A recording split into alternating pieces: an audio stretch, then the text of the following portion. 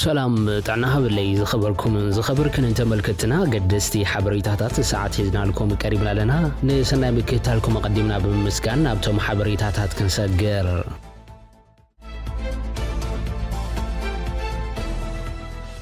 بورد مرص ኢትዮጵያ ናይ መረጻ ምዝገባን መወዳእታ ግዜና ወይሖም አግራዊ ቦርድ መረጻ ኢትዮጵያ ነቲ ሎም ዕለት ክውዳእታ ሓሲቡ ዝነበረ ምዝገባ መረጽ ሸውዓይ ሓፈሻው ሃገራዊ መረጻ ሕሳብ ዝቕጽል 22 ሚያዝያ 2026 ከም ዘናውሖ ዝማለ ቀዳም ኣብ ዘውጾ መግለጽ የፍሊጡ ዘሎም ነቲ ቦርድ ነቲ ናይ ምዝገባ ግዜ ዘናውሕሉ ምኽንያት ብሰንኪ ኣብ መስርሕ ምዝገባ ዘጋጥም ናይ ቴክኖሎጂ ብድሆ ኣብ ዝተወሰኑ ናቁጣታት መረጻ ዘተኣመን ሽፋን ኔትወርክ ዘይምህላውን ካልኦትን ምድኑ ጎያት መጓዓዝያን ከም ዘጋጥሞ حبر حقراو بورد مرص ኢትዮጵያ ድማ መረጽቲ ቅድመት መጽኡ ዘሎ ሓድሽ ናይ ግዜ ሰለዳ ክምዝገቡ ይተማሓጺኑ ዘሎም ኣብ ቅድመ መበለ ሸውዓይ حقراو መረጽ ኢትዮጵያ አመልኪቶም በርክት ዝበሉ ዜጋታት ተሃገር ጥርጣረን ስጋትን ከሕድሩ ንፍትሓውነቱ ድማ ክጠራጠሩልን ጀሚሮም ከም ዘለው ዝተፈላልያ ማዕኸናት ዜናን ተንተንቲ ፖለቲካን ዘርግሑ ዝዋ ዘለው ሓበሬታ ይመልከት ቦርድ መረጽ ኢትዮጵያ ብልዕሊ ባስገዳድ ናይ ምዝገባ ንጥፈታት ዘሳልጡ አካላትን ጣብያታትን መረጻን ስጎምቲ ከም ዝወስድ ክገልጽ ፀንሐ ኮይኖም ምድማጽ ሕገ መንግስታዊ መሰለና ሃለወ ብነጻድሌት ካኽት ምዝገብን ልዕሊ ዓቕምها ተገዲድካ እውን ክትምዝገብ ድማ ግዴታ ኣይኮነን ክብል እቲ ቦርድ ፍሊጡ ነይሮም ሃገራዊ ቦርድ መረጻ ኢትዮጵያ ኣብ መስርሕ ምዝገባ መረጽ ዝካየድ ዘሎ ዝበሎ ዘይግቡን ጽልዋን ምትትታውን ብዝመልከት መግለጽ ዘውጾ ኮይኑ እዚ ድማ ኣካል ናይቲ ዝመጽእ ሸውዓይ ሓፈሻዊ መረጻ ዝግበር ምድላዋት ከም ዝኾነ እዩ ዝሕበር ኣብዚ መግለጺ ብመንገዲ ክልላዊ መንግስታትን ክልቲኦም ምሕዳራት ከተማ ነቢሉ ንምዝጋብ ገዛ ንገዛ ወፍሪ ምዝገባ ከም ዘካየድ ዘመልከተ ኮይኑ ምዝገባ ድማ ከም ግዴታ ብምቁጻር ምዝገባ መረጽቲ ምስ ማሕበራዊ አገልግሎት ምትእሳር ለሰራሕተኛታት ካርድ መራጽ እንተ ዘረኺብኩም ደሞዝኩም ክቆረጽ በመባል ጸቅጢ በመግባርን ካብ ስራሕ ክባረሩ ምዃኖም በመፍራሕ ጸብጻባት ተግባራት ጸቅጢ ፍጠር ከም ዘሎ መግላጹን ዝዝከርዮም ፕሬዚደንት ግዛም ምሕዳር ትግራይ ሌተናል ጀነራል ታደሰ ወረደ ማምስል ዓለወተ ሓለፍቲ ፌደራል ምዝታይ አዲስ አበባ አቶም ተባሂሉ ፕሬዚደንት ግዛም ምሕዳር ትግራይ ሌተናል ጀነራል ታደሰ ወረደ በዋናው ኩነታት ትግራይ ሂቦም ስለ ዓለወተ ሓለፍቲ መንግስት ፌደራል መሚያጥ ትማለ ሰንበት ዮም አማስዮም አዲስ አበባ አቶም ዘሎም ማኸን ዜና አውራምባ ታይምስ ፕሬዚደንት ጀነራል ታደሰ ወረደ ዝቀረበው ፍልፍላት በመጥቃስ ኣብ ዘውጾ ሓበሬታም ጀነራል ታደሰ ኣብ ዝናይ አዲስ አበባ ዑደቶም ምስ ቀዳማይ ሚኒስትር አብይ አሕመድን ካልኦት ለዓለወት ሰብ መዝ ፌደራል ተራኺቦም ኣብዚዮም አገደስትን ህጹጽን ዝባሃሉ ጉዳያት ክዝቱ ትጽቢት ይግበር ፕሬዚደንት ጀነራል ታደሰ ወረደ ዝምራሕ ካቢኔ ግዛው ምሕዳር ካብ ዝሓለፈ ዓርብ ጀሚሩ ኣብ እዋናውን ይምዕብል ዘሎ ፖለቲካዊ ወጥረ መልኪቱ ይዝት ከም ዝነበረ ዝፍለጥ ኮይኑ ስልጣን ጀነራል ታደሰ ወረደ ከብቅዕውን ሰለስተ መዓልቲ ኣብ ዝተረፈ እዋን ሕሉፍ ገምጋም እቲ ምሕዳርን ቀጻላ አንፈትን ዝበሎ እዋናዊ ዛዕባ መሰረት ገይሩ ክዝት ድሕር ምቕናዩ ሕዝቶም ፕሬዚደንት አዲስ አበባ ቅኒዖም ዘሎም እዚ ከም ኢልን ከሎ ካብ መራሕቲ ሃይማኖት ሲቪል ማሕበራትን ማሕበረሰብ ንግድን ናብ መንግስት ፌደራል ሽምግልና ተላኢኹ ዝነበረ ናይ ትግራይ ኮሚቴ ብዘይፍረ ተመሊሱ ከም ዘለው ይዝሕበር ዘሎም በግዚያም ምሕዳርን ሕወሓትን ድፊትዩ ዝላኣኽ ተባሂሉ ዝነገረሉ ኮሚቴ ሽምግልና ትግራይ ባዕርሶ ተበግስቱ የመጽኢሉና ፌደራል ክሽምገል ዝኸደ ኮሚቴ ብዘይፍረ ተመሊሱ ዘሎም በግዚያም ምሕዳር ቀደም ኢሉ ዝተመስረተ ኮሚቴ ናይ ዓፋር ዕርቂ ምስ ፈሸሎ ዝተፈላለዩ ውዳበታት ክፋላት ሕብረተሰብን ብምክታት ናብ አዲስ አበባ ከም ዘምርሕን ጽዑንቶ ይፈጥሩ እዮም ዝተባሃሉ ውልቀ ሰባትን ላዕለዎት ሓለፍትን ከም ዝረኸበውን ገሊጾም እዮም ከም ሓበሬታቶም ፍልፍላት ምስ ጸለውቲ ሰባት ብሄር ኦሮሚያ አምሓራን ካልኦት አመራርሓ አካላት ፌደራልን ተራኺቡ ብዛዕባ معبل زل وانا قداين وعلى بريتوريان كمزلازب يمزحبرهم መንግስት ፌደራል ተላዘብቲ ክምልስን ሰላም ክፈጥርን ድልው ይዝብሉቶም ወገናት ቀንድ ዕንቅፋቱ ዕለ ፕሪቶሪያ ኮይኑ ዘሎ ሕወሓት ስለዚ ፈለማ ናይ ውሽጥኹም ጸገም ፈትሑ ኢሎም ከም ዝነገርዎም ይምዝሕበሮም ከም ቀንድ ዕንቅፋትዮም ኢሎም ዘቀረቦም ድማ ሕወሓት በቁሉዕ ምሻዕቢያን ካልኦትን ይራኸበሎ ዝሓብ ዕጥቀውጽዩ ንኹናት ይዳልሎ ትምዘበል ትኽምለሱ ወንድሌት የብሉን በቁሉዕ ምሻዕቢያ ርክብ የብለይን ይልዕላውን ተጊሩ ትምዘበል ትኽምለስ ፈቃድኛ እንተ ኮይኑን መንግስት ፌደራል ቆሮብዩ ክብልዮም ተወኪሶም ዘሎም እቲ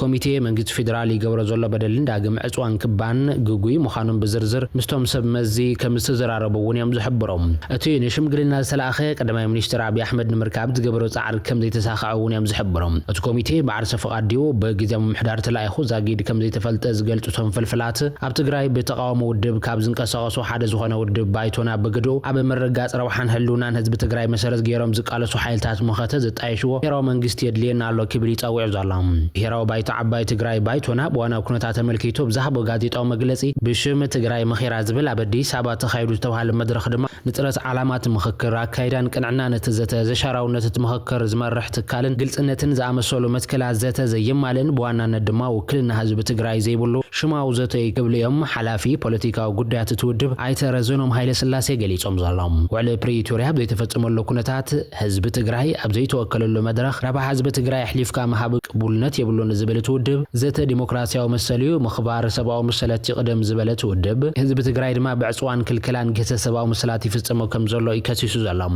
ብሕጽረ ተፋውስን ካልኦት ክልከላታትን ህዝቢ ትግራይ ይጸንተሎ ብምኽንያት ክልከላ በጀት ተማሃሮ ካብ ማዕድ ትምህርቲ እናተረፉን ህዝቢ ድማ ንዝኸፈ ማሕበረ ቁጠባዊ ቅሉላ ተሳጢሑ ከም ዘሎ ይዝኸስስ ተመዘበልቱ ወገናት ኣብ ኩለን መዕቆብታት ኣብ ዝኸፈ ኩነታት ኣሎ እዚ ከምዝልና ሃሎ ግን ብሓፈሻ ሕቶ ህልውና ህዝቢ ትግራይ ከይመለስካ ዝግበር ዘተ ፍርኣልቦ ይኽብል እዩ ነቲ መድረኽ ነጺግዎ ዘሎም ግዚያዊ ምምሕዳር ትግራይ 30 መጋቢት 2018 ዓመተ ምህረት ስልጣን የብቅዕ ምህላው ሲዒቡ ቀጻሊ መንግስትነት ትግራይ እንታይ ይኾን ዝብል ትውድብ መጽናዕት መሰረት ዝገበረ ምይይጥ ድሕር ምክያድ ኣዋጻኢ ትግራይ ከሳገር ዝኽእል ኣማራጺ ኣብ ምርጋጽ ረብሓን ህልውናን ትግራይ መሰረት ገይሮም ዝቃለሱ ናይ መኸታ ሓይልታት ዝጠየሹ ብሄራዊ መንግስቲ ምጥያሹ ክብሉ ሓላፊ ርክብ ህዝቢ ትውድብ ኣይተ ኣማኑኤል ግርማይ እውን እዮም ገሊጾም ዘሎም ምጥያሽ ናይ መኸታ ሓይልታት ዝጠየሹ ብሄራዊ መንግስቲ ሓቋፋይ ውክልና ሒዙ ብዘተ ዝምራሕ ቁጠባዊ ዓቕሚ ዘደንፍዕ ድሕሪ ኩናት ሰላምን ምርጋዕን ከረጋግጽ ዝኽእል ምዃኑ ዝተፈላለዩ ዓለም ለኻዊ ተመኩሮታት ከም ኣብነት ብምጥቃስ ከም ዝኾነ ድማ እዩ ኣገንዚቦም ዘለዎም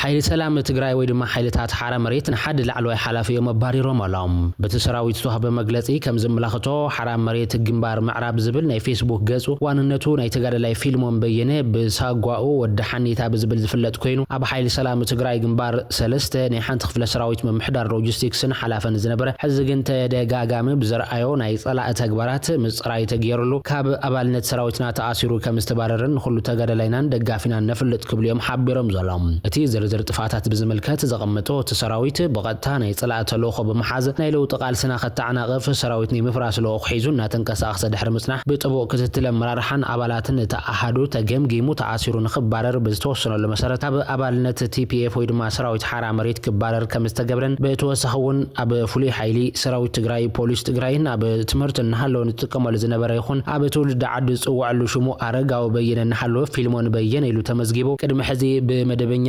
ህዝባዊ ፖሊስ ተመዲቡ ይሰርሕሎ ዝነበረ ቦታውን ሰብቀትሉ ከም ዝነበረን ናብቲ ምጽራይ ዝተረኸቦ መረዳእታ እንትኾኑ በዚ መሰረት ድማ ካብ አባልነት ቲፒኤፍ ወይ ድማ ሰራዊት ሓራ መሬት ብእሱር ተቐጽዑ ተባሪሩሎ ክብል የፍሊጡ ዘሎም ኩሉ ተገረለናን ደጋፊናን ፈልጦ ዝግባእ ዝበሉ እቶም ሓይልታት ብሽም ሓራ መሬት ግንባር ምዕራብ ዝብል ኣብ ፌስቡክ ትጥቅዑ ጽሑፋት ምስልታትን ቪድዮታትን ኩሎም ናይቲ ግንባር ኣፍሉጦ ከም ዘይብሎም እዚ ውልቀ ሰብ እዚ ዝጥቀዖም ዘሎ ምዃኑ ይፍለጥ ይግባእ ክብል እዩ ኣመልኪቱ ዘሎም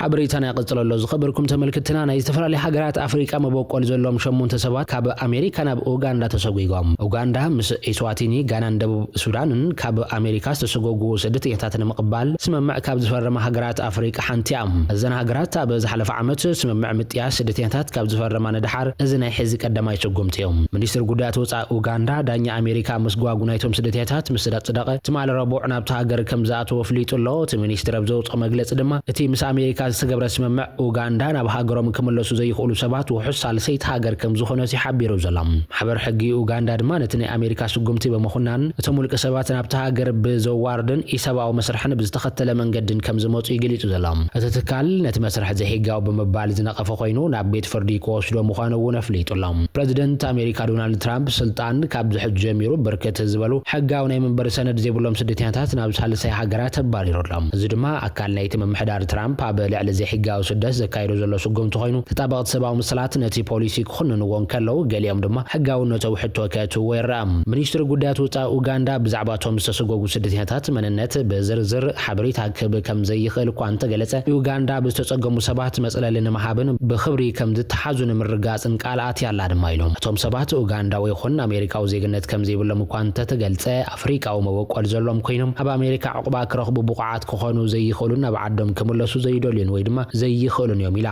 ማዕኸን ዜና እቲ መሻርክቲ ቢቢሲ ዝኾነ CBS ከም ዝሕበሮ ኡጋንዳ ካብ ኣሜሪካ ዝተሰጎጉ ስደተኛታት ግብናዊ ታሪክ ክሳብ ዘይብሎም ክትቅበሎም ተስማዕሚዓያ በመሰረት ጸብጻብ ማዕኸናት ዜና ኣሜሪካ ግን መብዛሕትኦም ናብ ሳልሳይ ሃገራት ዝሰጎጉ ስደተኛታት ብገበን ዝተፈርዶም ከም ዝኾነ ይዝሕበር ትራምፕ ካልኣይ ብረ ስልጣን ካብ ዝሕዝ ጀሚሩ ዘይሕጋውያን ስደተኛታት ንምስጓጉ ዓብይ ድፊት ኣካይዱ እዮም ኣብ እዋን ጎስጓስ መረፃ ድማ ሩይ ደገፍ ዘጥርየሉ ቁልፊ ፖሊሲ ከም ዝኾነ ይንገረሎም ወታደራዊ ፓይለት ኣሜሪካ ድማ ብህይወት ከም ዝተረኸበ ተፈሊጦላ ኣብዘን ዝሓለፈ ክልተ መዓልታት ኢራን ነፋሪት ውግእ ኣሜሪካ ከም ዘወደቐ ዝፍለጥ ኮይኑ ነታ F-15 ዝተባለተ ዘመናዊት ነፋሪት ውግእ ኣሜሪካ ዘብረሩ ዝነበሩ ክልተ ፓይለታት ኣሜሪካ ድማ ብጸረ ነፈርቲ ሚሳኤል ኢራን ምስ ተወቅዑ እታ ዘብረርዋ ነፋሪት ተሓምሸሻ ኣብቲ እዋን እቲ ሓደ ፓይለት ህይወቱ ክድሕን ከሎ እቲ ካልኣይ ፓይለት ግና ናብ መሬት ኢራን ድሕሪ ምውራዱ ሓላዋቱ ከም ዝጠፈ ክግለጽ ጸኒሑ ዝስዒቡ ኢራን ነቲ ናይ ጽላእ ዝበለቶ ፓይለት ብህይወት ረኺቡ ናብ ኢድ እስላማዊ መንግስቲ ኢራን ዘረከበ ዝኾነ ይኹን ኢራናዊ ዓቢ ሽልማት ከም ዝወሃቦ ኣዋዓዊ ዓጸኒሓ ዝኾነ ኣሜሪካ ኣብ ውሽጢ ኢራን ብዘካየደቶ ፍሉይ ወታደራዊ ስርሒት ነቲ ልዕሊ 24 ሰዓታት ሃለዋቱ ጠፊኡ ዝነበረ ወታደራዊ ፓይለት ብዕወት መንገዲ ከም ዝደሓነቶ ኣህጉራውያን ማዕኸናት ዜና ሓቢረን እየን እቲ 10 ነፈርቲ ኮማንዶን ኣሜሪካን ዝሳተፈ ስርሒት ምድሓን ሓደ ካብቶም ኣብ ዝቐረበ እዋን ኣብ ወታደራዊ ስርሒት ኣሜሪካ ዝተፈጸሙ መስደመምቲ ወታደራዊ ጥበባት ከም ዝኾነ ይንገረሎም እቲ ተልእኾ ዕውት ከም ዝነበረን ዓብላልነት ኣየር ኣሜሪካ ከም ዘርአየን ዝገለጸ ዶናልድ ትራምፕ እቲ ተረኺቡ ዘሎ ፓይለት ቆሲሉ እኳ እንተኾነ ክሓውት ትጽቢት ከም ዝግበረሉ ይዝሕበር ዘጋጣሚ ኣብ ዝነበረሉ እዋን ድማ ብርክት ዝበላ ነፈርቲ ኣብ ሓሸዋ ክበራ ኣብ ዝፈተነሉ እዋን እውን ናብቲ እዋን ስርሒት ከም ዝተሓምሸሻውን እዩ ዝግለጽ ዘሎ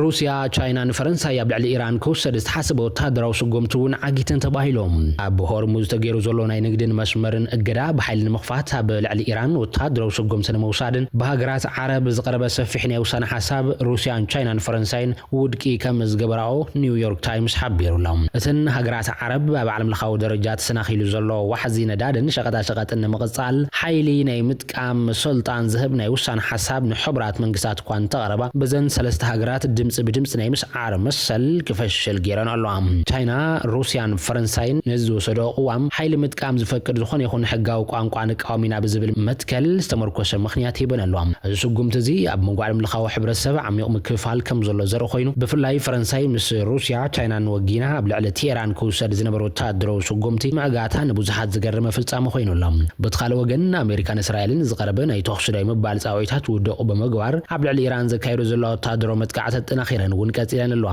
እዚ ውሳነ እዚ ንኢራን ቁጠባ ዓለም ኣብ ትሕቲ ቁፅጥር ከተውዕል ዕድል ሂብዋ ከም ዘሎን ብወገን ኣሜሪካን ደገፍታን ጽዑቕ ነቐፌታ ይወርዳ ኣሎ